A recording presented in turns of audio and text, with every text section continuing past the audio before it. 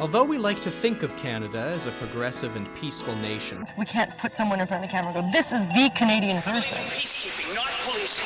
Diversity, not assimilation. it may surprise you to know that in 2017, 1 of 4 Canadians were victims of racism. It's concerning to see that this rate has increased in the past 12 years. It's happening right before our eyes, but according to a 2016 study, even those who know racism has increased in Canada do not believe it has in their own communities. There's so much that we don't know about our country's history, which has impacted the perception we have of ourselves as kind, polite Canadians.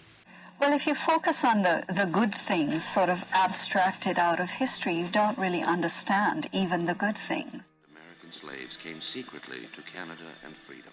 Canada has framed itself as the place where enslaved people run to for freedom. We know the Underground Railroad story, and that is true, but it's not the truth. The other side of the truth is that there was slavery in Canada, the enslavement of African people for 2.5 centuries. Many slaves here in Canada, let alone a property with 60 slaves. That's a lot even for a plantation in the South. What's been buried shapes who we are, shapes our identities. And so I want to unearth that and put it out there. It's really important in terms of understanding what Canada's all about. Racism is not natural. It is a human invention. But it has become real since people started using race as a hierarchical principle of organization.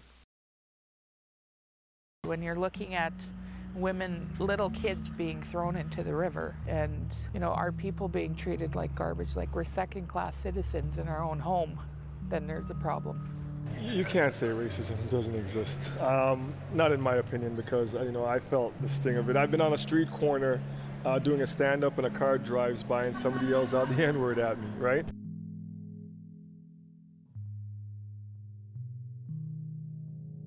In a 2017 survey, it was found that less than half of Canadians think that racism is a serious problem. What does that say about the other 52%? We're a very tolerant society. That's what makes us unique. We're Canadians. People in front of me will call me a nigger, or will spat at me in the car. They're driving nigger, they spat at me. But that never stopped me moving forward. Multiculturalism is promoted as a formula for unity, but has never been effective, as many Canadians do not find their everyday life respected or represented by the dominant ideology.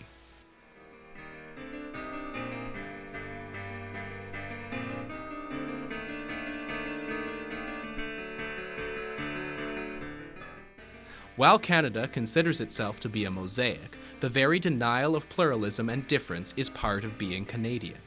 The sort of indirect ways of excluding people are still there, and they are maintained by this fiction that we don't have a problem. Right now, we have a national story that ignores the fact that this country was built on white supremacy, where people of color have been marginalized through head taxes, unfair wages, and land theft, among other ways. There's no doubt that a national story is a very powerful thing. Why? Why is it powerful? Because people feel belonging and they begin to do things because they feel belonging. But could we not have a national story that makes us all feel responsible? Multiculturalism has come to be Canada's slogan. It is mainly focused on the non-controversial aspects of culture, such as food, clothing, and dance.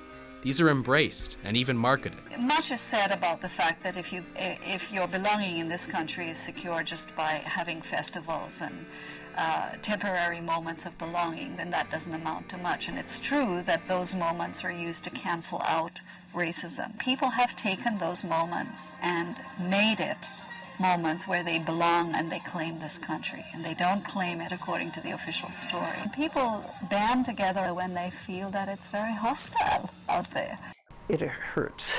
It hurt because I've never, growing up in Canada, I never really saw myself as being different from other people. To hear that, to feel like, okay, you're not really appreciated, you're not actually one of us, that's how I felt.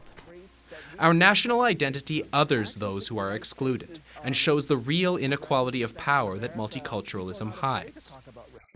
Canada's fear of being absorbed into the U.S. allows us to erase our own colonial nature. Too many of us have a smug complacency around racism and believe it to be more of an American issue.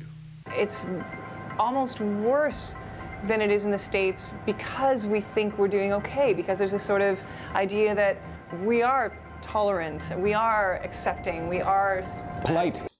We as a society are dangerously willing to rationalize acts of racism as long as they are systemic and covert. People at the very moment they become citizens should not be obscuring their identity in a public ceremony. She said, you should go home, you're not Canadian. What was going through my mind was basically, am I safe now? I think that's disrespectful to one's fellow citizens. She started spitting at my hijab and I could feel wetness on my neck and it was horrible. It's impossible to verify that someone's actually saying the oath while their face is covered. This man screaming terrorists, these terrorists on the subway. We think it's entirely reasonable. If you can get away with being overtly racist in one specific instance, you lower the threshold of tolerance for racism and open the floodgates to all kinds of hateful and violent actions. Proudly demonstrate their loyalty to Canada. And he came closer to me and said, if I had a gun, I'd shoot you all in the head. It's a small fraction of people that attack someone wearing a hijab or name call an imam for the way he's dressed. But that small fraction, it shows that there's still some sort of ignorance. I think we should have an honest discussion about race and racism. I want this discussion to take place over the dinner table in our homes, in our churches, in our workplaces, in our schools. Let's have frank, honest discussions about that.